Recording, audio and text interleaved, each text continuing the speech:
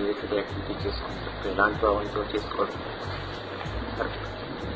మనలో రకరకాలైనటువంటి అసూయ, ద్వేషం, కోపం, నోటి దూల,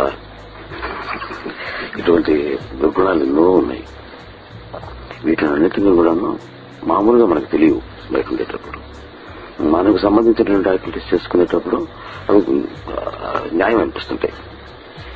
ఆఫీసుకు పోయావు, ఓ బాస్ని తిట్టాడు, నీ కోపం వచ్చింది, న్యాయమే అనిపిస్తుంది. నీకు వాడు ఎదుర్కోరా, వాళ్ళని బొక్క పెట్టాలి, వాళ్ళని అనిపిస్తుంది. మనకు తెలుసుకునేదానికి అవకాశం లేదు. కానీ ఇది ఈ యాక్టివిటీ ఒక అర్థం లాంటిది. ఇక్కడికి వచ్చినప్పుడు మనకు సంబంధించినవి కాదు, మనం పోగొట్టుకోవడానికి కోసం వచ్చాను. అంతా కూడా ఇక్కడ నాకు ఇంపార్టెన్స్ కావాలి, నేను చెప్పినట్టుగా జరగాలి, నా మాటకి విలువ ఉండాలి.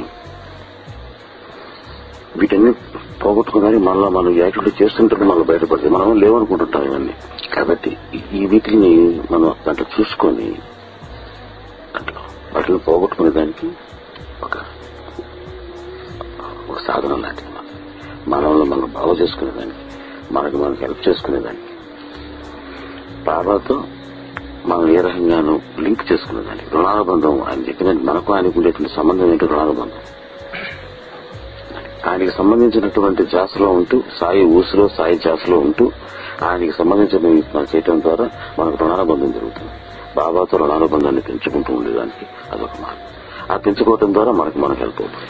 బాబాతో ఉండేటువంటి connection, the sense of connection, అది పెంచుకునేదానికి మార్గం.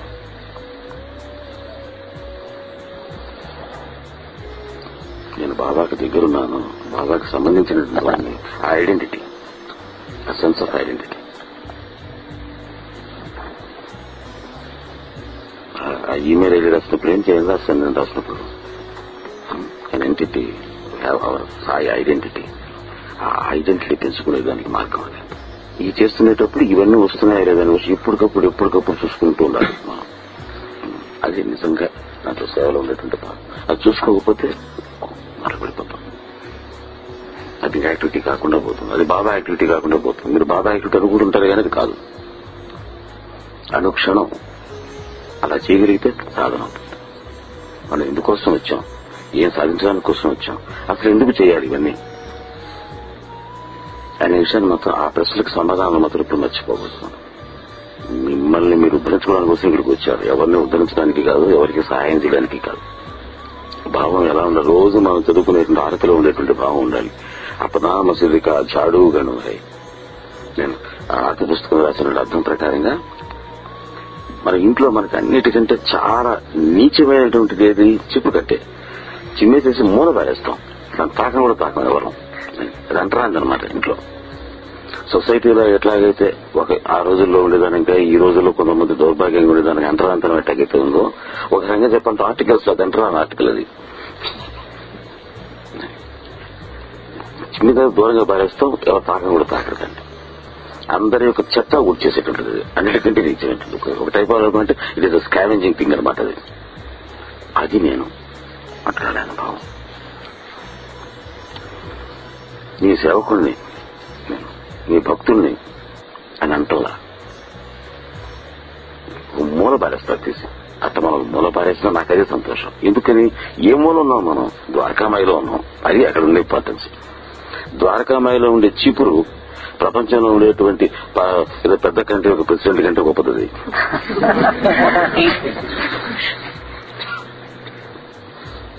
అక్కడ అవమానం లేదు, నాకు నా పొజిషన్ ఏంటని లేదు, ఇంకోరి పొజిషన్ గురించి ఆలోచన లేదు, హ్యాపీగా ఉంటుంది. అటువంటి ఆ స్థానాన్ని నాకు ఇవ్వు అని దాసుకొని అడిగాడు. దాన్ని రోజు మనం చదువుకుంటున్నాం. ఆ భావాన్ని మనసులో తెచ్చుకోండి. ఇంకోటి కూడా చెప్పాను ఎగ్జాంపుల్. కబీర్ దాస్ ఎటువంటి వాడైనా, నేను కబీర్ అని బాబానే చెప్పాను. నాది కబీర్ పదం అన్నాడు. ఆయన ఏమన్నాడంటే, మే రామ్ కా మోతీ హై, మోతీ అన్నాడు. మోతీ అంటే కుక్క. నేను రామ భక్తుని, రామదాసుని, రామబంటుని ఇలాగని చెప్పింది. నేను రాముడు కుక్క అన్నాడు. అదే అంతటా ఆయన చెప్పిన మాట. ఒక రకం చెప్పాలంటే యుగకర్త ఆయన.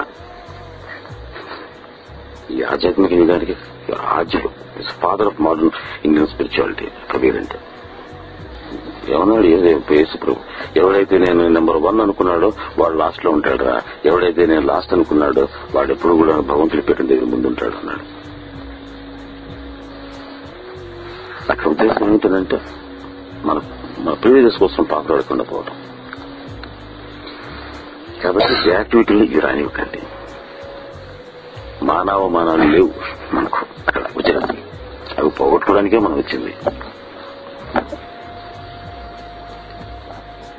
అవి ఉంటే అవి ఫుల్ఫిల్ కావు.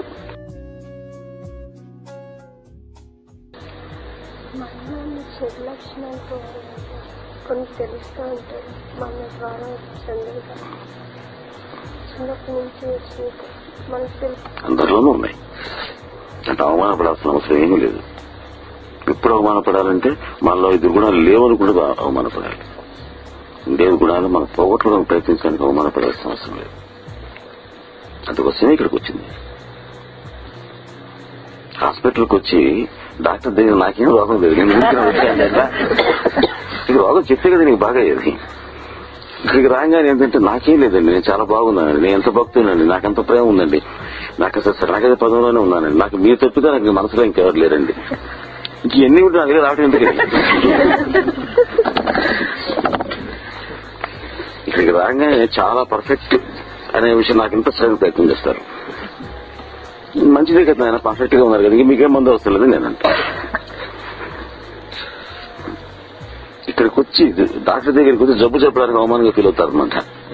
I'm perfect all right doctor. Doctor ఏం చేస్తాడు? కాబట్టి మనలో ఉండేటువంటి లోపాలని వెతుక్కోవడానికి, గమనించిన దాన్ని చెప్పుకోవడానికి, మీరు పోగొట్టడానికి ప్రయత్నం చేస్తూ మీ ప్రయత్నం చాలదు కనుక దానికి బాబా యొక్క అనుగ్రహం కూడా తీసుకుని పోగొట్టుకోవడానికి కోసం ప్రయత్నం చేయండి. అది అందుకోసమే ఇప్పుడు నా ఉందో అది మర్చిపోకూడదు. అది సీనియారిటీ వల్ల రాదు. అది ప్రతిరోజు మనం నిత్యప్రార్థన పుస్తకం చదువుకుంటూనే ఉన్నాం. కమలం దగ్గర కప్పలాగా నేను ఇంతకాలం ఉన్నాను, అంటే కమలం దగ్గర కప్పలాగా ఉండకండి.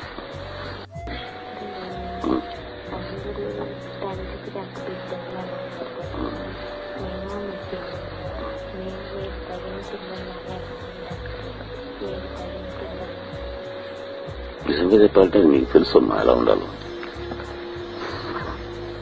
నాకేం ఇష్టం, నేను ఎలా ఉంటే ఇష్టం మీకు తెలీదా? అలా ఉండండి. దానికి ఏం రూల్స్ లేవు. 10 కమాండ్మెంట్స్ లాగా 1, 2, 3, 4, 5 పాయింట్స్ లేవు దాంట్లో. మనం ఒక పని చేస్తుంటే మనకు తెలుస్తుంది లోపల, ఈ పని చేస్తున్నాను అనేది గురువు గారికి ఇష్టం ఉండదు, అయినా చేసేస్తున్నాను అనిపిస్తుంటాం. చేయకండి, ఎవరు చెప్పరు మనకు. ఏది చెప్తుంది మీకు అది లోపల అంటే మీకు నా మీద చెప్పిన ప్రేమ చెప్తుంది, ఇంకేది చెప్పదు. దానికి మించిన గురువు లేదు.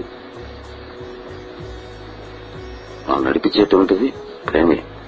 మీకు నా మీద ఉండేటువంటి ప్రేమే చెప్తుంది మీకు ఇది కరెక్ట్ కాదురా, ఇది గురువు గారికి ఇష్టం ఎంత చేస్తున్నారా మనం. అట్లా ఇష్టం లేదని మనకు లోపలికి అనిపించినప్పుడు చేయటం మానేసేయండి. ఎవరో చెప్పరు ఇది కరెక్టా అండి, డౌనా అండి అని. మీకు క్లారిఫికేషన్స్ ఎవరు మనకి ఇక్కడే ఇస్తుంది క్లారిఫికేషన్. మీకు ప్రేమ ఉంటే వస్తుంది క్లారిఫికేషన్. తెలియదు మీకు చేస్తుంటప్పుడు తెలుస్తుంటే లేదు అందరికి. మీకు ఎవరికి కూడా ఊరుకూరుకునే రెఫరెన్స్ బుక్స్ లాగా పెట్టి రోజులు తీసుకొచ్చి ఇలా చేసుకుంటూ డూస్ అండ్ డోంట్స్ చెప్పేటటువంటి అవసరం ఇక్కడ లేదు, అగత్యం లేదు. మీకు ప్రతి ఒక్కరికి మీ మనసులోనే ఉన్నాడు మీ గురువు, మీ బాబా.